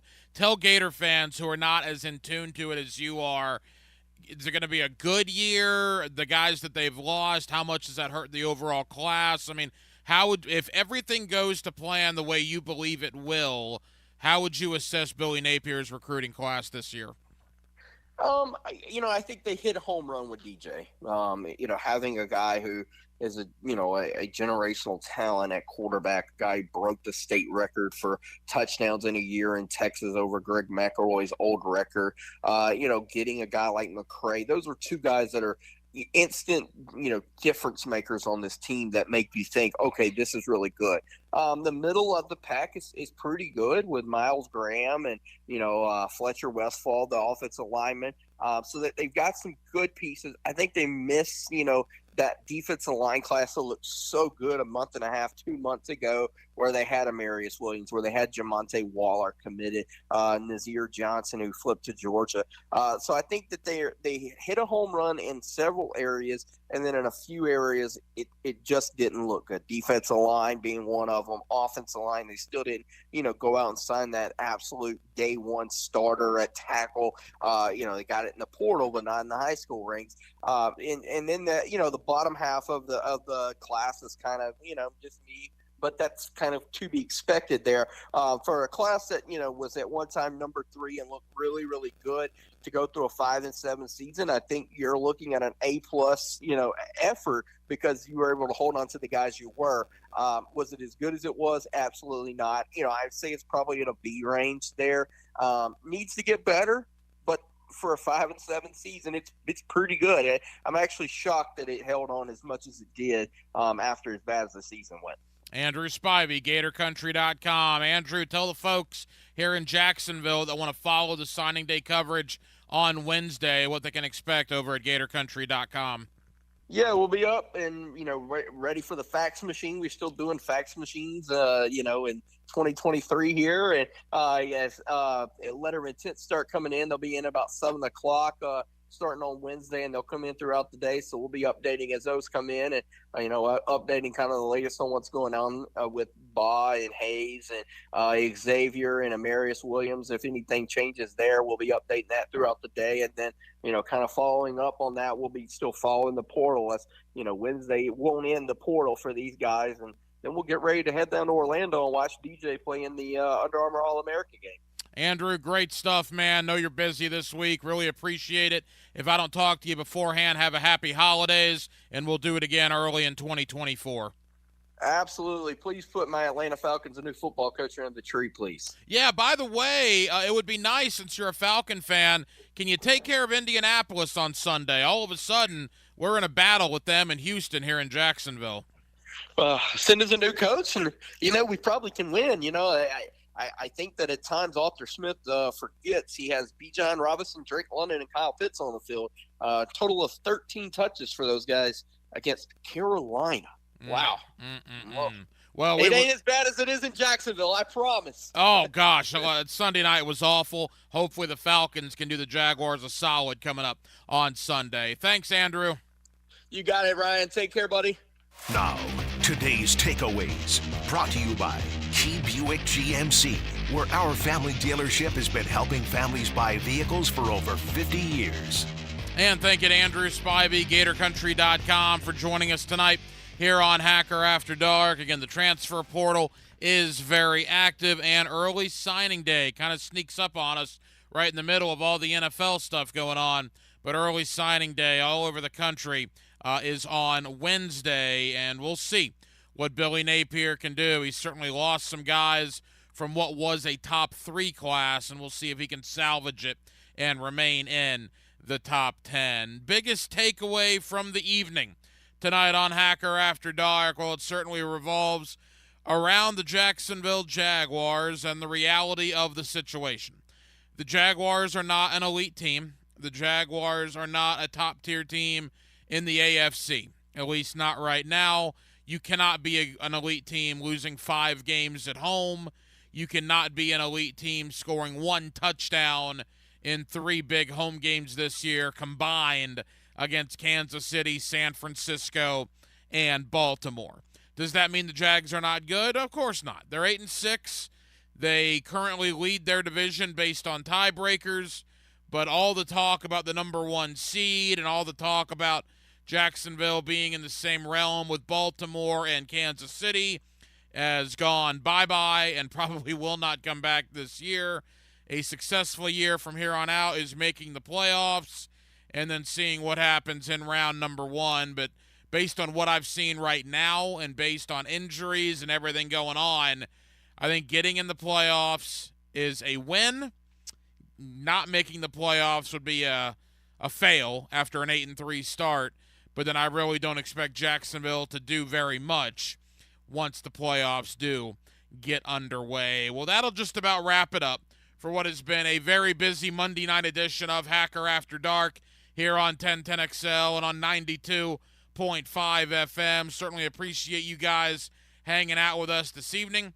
We have a lot of people to thank. Again, Andrew Spivey, GatorCountry.com. He's one of our guys down in Gainesville. We appreciate Andrew taking time out for us. Also, my friend John Shipley of Jaguar Report, a part of Sports Illustrated.